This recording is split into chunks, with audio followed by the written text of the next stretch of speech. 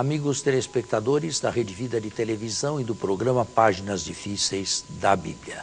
Diácono, faça um balanço de como estamos. Eu penso que nós estamos em efervescência, né? Cada vez mais essa história está ficando mais assim, atrativa, pelo menos é o que sinaliza o meu coração, né? Nós estamos realmente mergulhando na história, primeiro na história bíblica, né?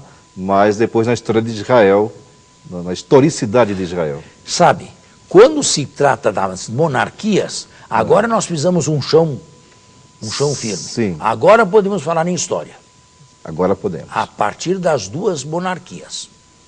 Antes das duas monarquias, vamos chamar de pré-história. Pré-história. Proto-israelitas. E os livros que falam da pré-história, não livros históricos no sentido moderno que se dá a esse termo hoje. Perfeito, Tá? Mas na história, sim. Agora temos documentação, porque história se faz com documentos. Escrita, arqueologia, monumentos deixados. Né? E a história é uma ciência séria. Bom, a monarquia do norte chamou-se Israel. E a do sul, Judá. Judá. A monarquia do norte começou com certa confusão e depois teve duas dinastias.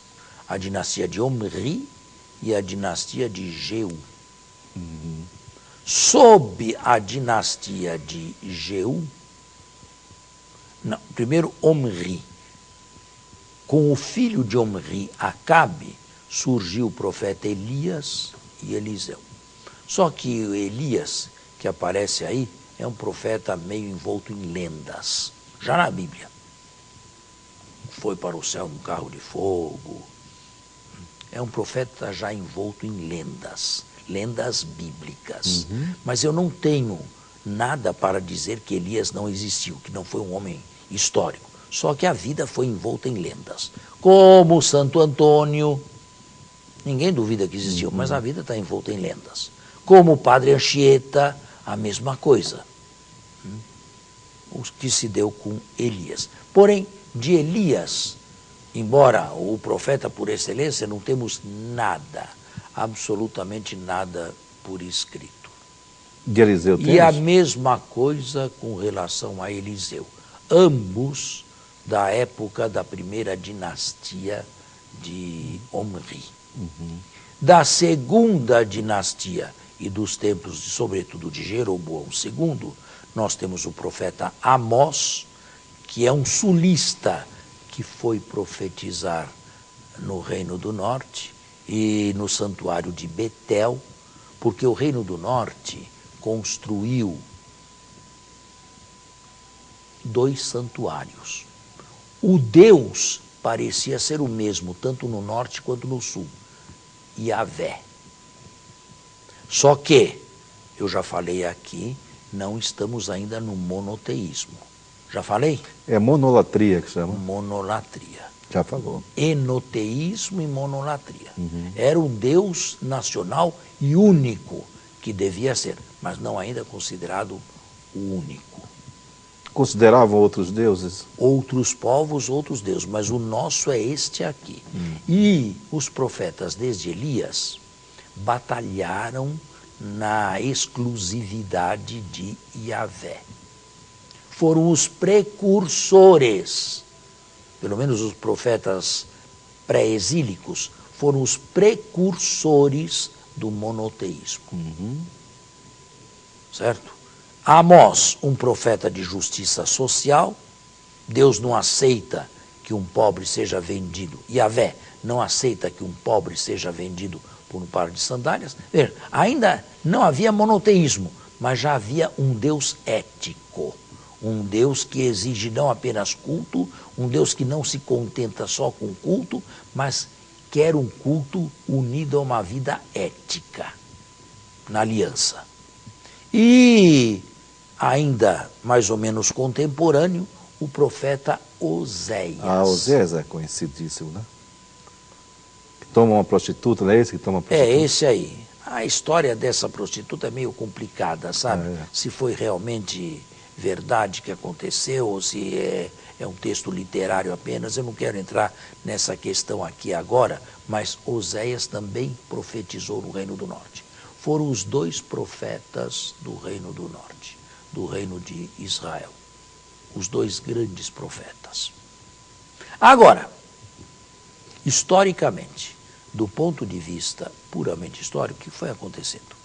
Aconteceu que foi surgindo no Oriente Médio uma superpotência. E esta superpotência se tornou forte a partir de 745 a.C., com a subida ao trono de Teglat-Falazar III, a Assíria.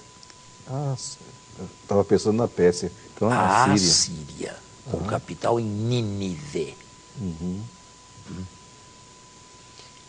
A Assíria começou a tomar terrenos do Estado de Israel e sujeitou Israel à vassalagem. No final, sobrou apenas um núcleozinho, Samaria, nas montanhas de Samaria, uma cidade que parecia inexpugnável. Mas a sorte não sorriu para os israelitas. A Assíria, sob Salmanasar V e Sargão II, destruíram completamente Samaria. E Que era o último reduto. E o que aconteceu? Os israelitas, não todos, uma pequena parte de Israel, foi deportada para a Assíria. E o rei mandou colonos assírios colonizarem as antigas terras do Reino do Norte, agora transformadas em província assíria. Muitos israelitas lá continuaram, sobretudo quem era pobre. Até hoje, quem quer pobre? Até hoje. Quem quer o pobre? Ninguém. O pobre, infelizmente, para a mentalidade de todos os tempos, só dá trabalho. Então, os mais pobres israelitas ficaram lá. Mas os chefes, os cabeças, os responsáveis, esses sofreram a deportação de 722. Guarde bem esta data. Essa data é 722. Foi a destruição de Samaria e o fim do próspero Reino do Norte, o Reino de Israel. Que aconteceu no cenário do Oriente Médio? Ficou apenas o fraquinho Reino de Judá. Bem fraquinho. Tão fraquinho porque demorou tanto a cair, né? Mas sujeito ele também a partir de Acás à vassalagem. A vassalagem assíria. A Assíria, durante 130 anos, dominou toda a política do Oriente Médio, até ser destruída em 611 por Babilônia. Dominou toda a política. Israel acabou e Judá ficou, não acabou, mas ficou vassalo a partir do rei Acás. Todos os reis de Judá eram descendentes de Davi. Agora, quem era Davi? O iniciador da monarquia do Sul. Sabe, o livro das crônicas, bem tardio, faz dele um monge beneditino quase, que canta salmos o dia inteiro, ao som da lira ou da harpa. Sim, mas pastor de ovelhas e... Nada de verdadeiro forte, nesse dominava retrato. leões. Davi era, a ascensão de Davi aí mostra bem, um mafioso. Sabe? Aonde eles no livro dos reis? Ou no livro de Samuel. Samuel. A partir do capítulo 16 do primeiro de Samuel, Davi é um mafioso. Ah, é? Se é. Leia aí. A Bíblia não esconde nada, não. É Era um verdadeiro mafioso. Bom, para aquela época, julgamos o Davi daquela época, não com os óculos de hoje, não é? Esse se tornou rei de Judá. Esse se impôs no pequeno domínio da tribo de Judá e de Benjamim. Esse deixou sucessores. A respeito de Davi, nós não sabemos absolutamente nada além da existência, sabe? A ascensão de Davi ao trono, que está no livro 1 de Samuel, a partir do capítulo 16, deve conter requisitos históricos. Mas já a sucessão de Davi, aquelas histórias de Davi que dorme, que se levanta, que anda pelo seu palácio, que olha lá para baixo, que vê lá uma piscina, uma casa com piscina interna, e uma mulher se banhando e se apaixona por ela, e a toma por esposa, e depois comete um adultério, e depois comete um assassinato.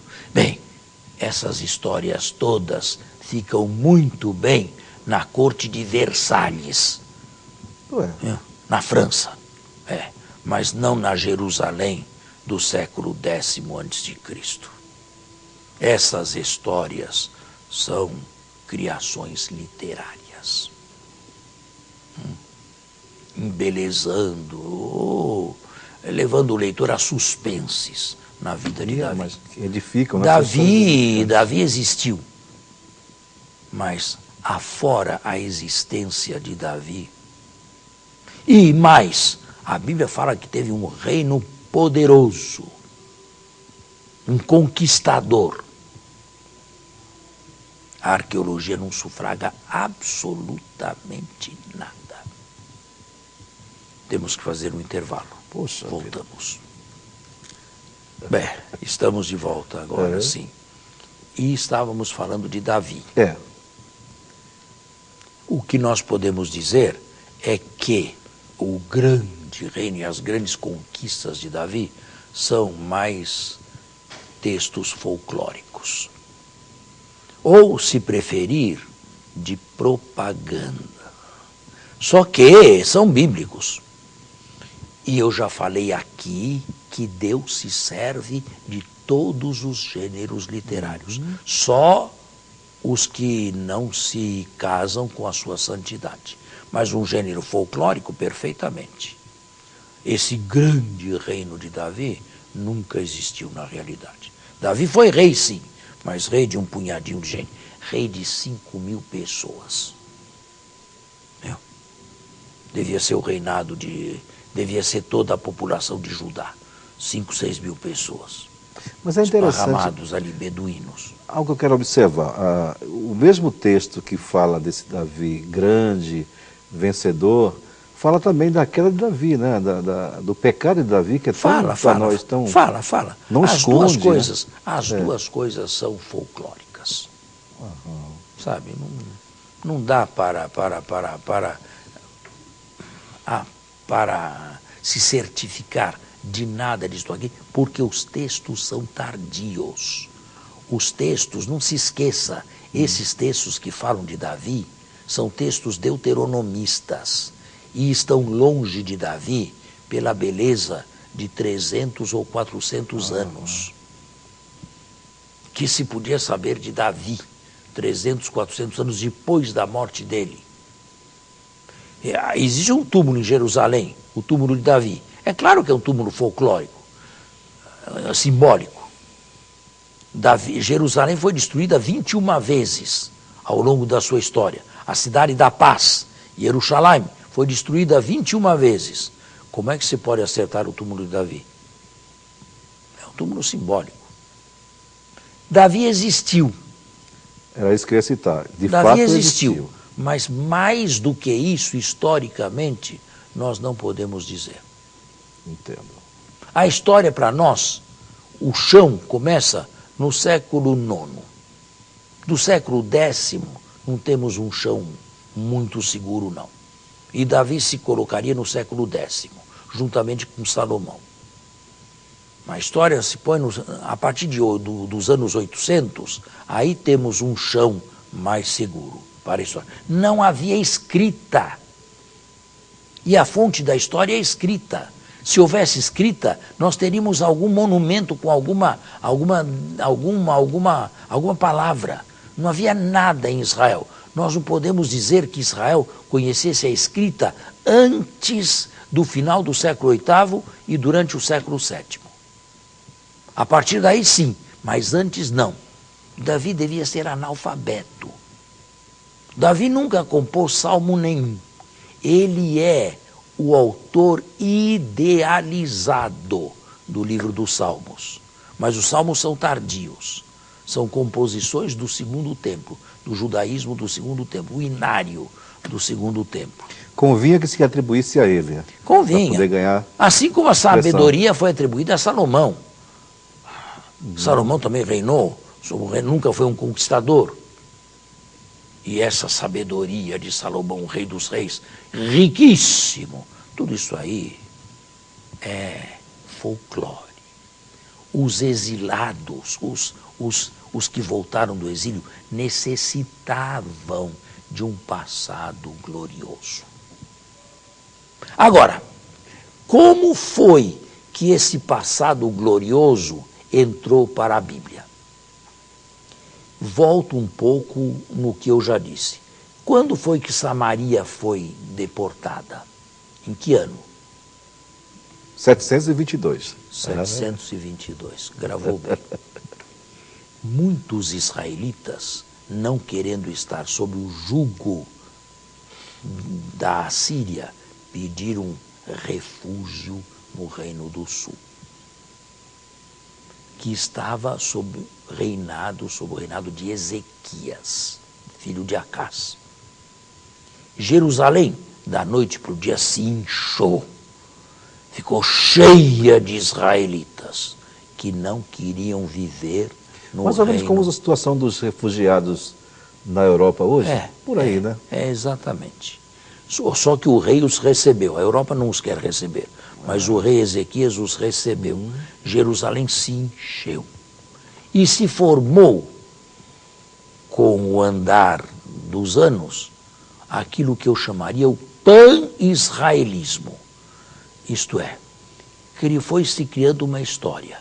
Nós éramos um povo só e estávamos muito bem enquanto estávamos unidos, sob a égide do sul, Saul, Davi e Salomão. E então se construiu, a partir daí, 680, 650, uma espécie de idade de ouro no passado. Sob Davi e Salomão, sobretudo esses dois, estivemos unidos. E enquanto estávamos unidos, éramos fortes. É bem a ideologia bíblica. Quando se separaram, quando vocês se separaram, a história deu no que deu. Houve um tempo de prosperidade, sim, por lá, mas tudo terminou em desastre, e desastre absoluto, em 722. Tivessem ficado conosco, não teria acontecido isto. Entendi. Se entende? O pan-israelismo foi criado no reinado de Ezequias, do Reino do Sul. E aí se entende que a Bíblia fale de uma monarquia só, sobre Davi e Salomão, e depois da separação, e os autores são todos do Sul, condenam a separação. Todos os reis do norte de Israel foram ímpios e pecadores. Porque quem escreve a história do Reino do Norte é sulista. E escreveu a história do Reino do Norte depois que o Reino do Norte desapareceu. E relacionou o desastre de 722 com os pecados que eles cometeram. Quem faz isso não é um historiador. Um historiador não pode dizer que uma desgraça aconteceu por causa de um pecado. Como é que ele pode afirmar uma coisa dessa? Mas esses aqui não eram historiadores, eram teólogos da história. Então podiam dizer coisas que puros historiadores não dizem. A ótica é outra, né? De um e de outro. Pois é.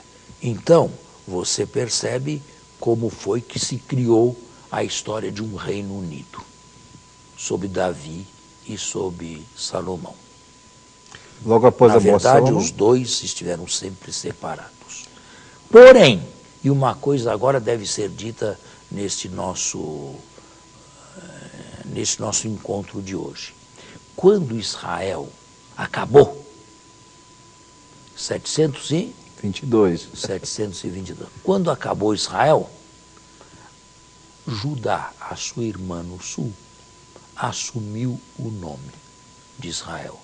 Israel deixou de ser um povo geográfico, um povo histórico, e o nome Israel não desapareceu, mudou de significado. Por isso faz algumas confusões. Passou a significar um nome religioso de Judá.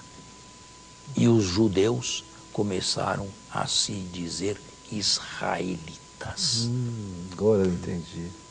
De nome profano, passou em Judá a ser um nome religioso. Israel, israelita. E os judeus se chamando Israel. E se considerando os herdeiros do desastre de 722. Os verdadeiros herdeiros do reino de Israel. Que nunca mais se recompôs até os dias de hoje. Você falando do norte, nunca mais recompôs. Nunca mais se recompôs. O sul se tornou herdeiro e o nome passou para o sul e mudou de acepção, de nome geográfico, de nome histórico, de nome gentílico, melhor assim, passou a ser um nome religioso. Mas Judá também vai cair, não? Judá vai cair também, 1,5 século mais tarde. Mas agora acontece que primeiro caiu a Assíria. O grande dominador. Em 611, Nínive, que era a capital da Síria, foi destruída.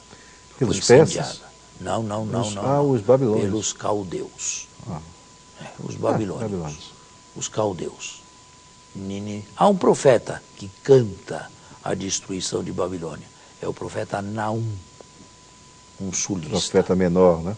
Tem um capítulo só. Ele canta, faz uma elegia sobre a destruição da Síria. Bem, aí temos apenas a história de Judá, um pequeno reino, vassalo em primeiro momento da Síria, e quando a Síria desapareceu, em 611, logo depois passou a ser vassalo de Babilônia, a nova superpotência do Oriente Médio que veio tomar o lugar da Assíria, com reis famosos, o primeiro Nabopolassar, o fundador da dinastia, o segundo Nabucodonosor.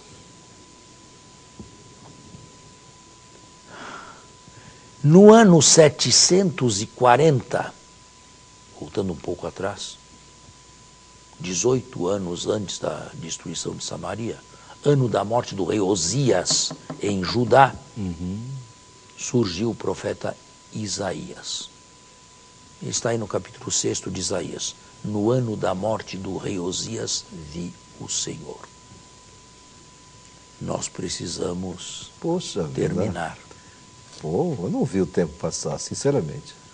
Bem, é bondade sua. Meu Deus. Mas, sabe, tudo isto aqui eu tenho que preparar muito, já lecionei muito sobre isto, a ponto de ter uma síntese, pelo menos uma síntese, na minha cabeça. E eu transmito isto com muita alegria aos telespectadores. E amem a palavra de Deus. Só que estão vendo que as relações entre a palavra de Deus e a história e a historiografia são mais complexas do que no passado se supunha. Agora nós estamos num chão mais seguro. as duas monarquias, mesmo para a Bíblia. Muito obrigado e até Muito obrigado. a próxima.